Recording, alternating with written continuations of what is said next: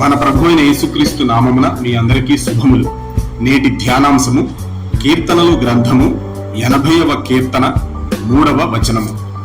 దేవా, చెరలో నుండి మమ్మును రప్పించుము, మేము రక్షణ నొందునట్లు నీ ముఖ కాంతి ప్రకాశింపజేయుము. ప్రియ దేవుని బిడ్డలారా, మనము మన చుట్టూ ఉన్నటువంటి లోకమును గమనిస్తే ఎక్కువ శాతం జనులు ఏదో ఒక సమస్యతోనో, ఇబ్బందితోనో, బాధతోనో బంధింపబడిన స్థితిలో ఉన్నారనిపించేటట్లుగా నేటి కాలం పరిణమించింది. ఆలోచించండి ప్రియ విశ్వాసులారా, ఇరుకులలోనూ, కొరతలలోనూ, బంధకాలలోనూ ఉన్నవారు వాటి నుండి విడిపింపబడాలని ఎంతగానో కోరుకుంటారు.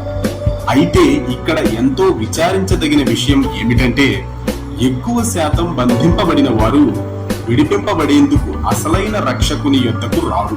రక్షింపలేని వారి దగ్గరకు, రక్షింపలేని వాటి దగ్గరకు వెళ్లడం మూలాన, వాటిని ఆశ్రయించడం మూలాన బంధింపబడిన వారు విడుదల లేక బంధకాలలోనే మగ్గిపోతున్నారు. గమనించండి ప్రియ విశ్వాసులారా, మనం చదువుకున్నటువంటి వాక్య భాగాన్ని చూస్తే, దేవా, చెరలో నుండి మమ్మును రప్పించుము, మేము రక్షణ నొందునట్లు నీ ముఖ కాంతి ప్రకాశింపజేయుము. కీర్తనాకారుడు మేము చెరలో ఉన్నాము, మమ్మును బయటకు రప్పించుము అని మన ప్రభువును వేడుకుంటున్నాడు. మా మీద నీ ముఖ కాంతి ప్రకాశింపజేసి మాకు రక్షణను అనుగ్రహించుము అని కూడా మన ప్రభువును వేడుకోవడాన్ని మనం చూడవచ్చు. ఆలోచించండి ప్రియ విశ్వాసులారా, మనము కూడా విడుదల కోసం, రక్షణ కోసం మన ప్రభు అయిన యేసుక్రీస్తు మాత్రమే వేడుకునే నిజ విశ్వాసులముగా జీవించాలి. ఒకవేళ మనుష్యులు సహాయము చేయగలరని అనిపించినా, దేవుని అనుగ్రహము లేకుండా మనుష్యులు తమ సొంత శక్తితో మనకెటువంటి సహాయము చేయలేరు. ఈ విషయాన్ని విశ్వాసులందరూ కూడా ఎంతో క్షుణ్ణంగా అర్థం చేసుకోవాలి. మన ప్రభువును మనము వేడుకున్నప్పుడు ఆయనే అనేక సార్లు ఆయన ఉద్దేశంలో ఉన్న వ్యక్తులను ప్రేరేపించి వారి ద్వారా మనకు సహాయము చేస్తాడు. కొన్ని సందర్భాలలో ఆయనే స్వయంగా కలుగు చేసుకుని మన పరిస్థితిని మెరుగుపరుస్తాడు.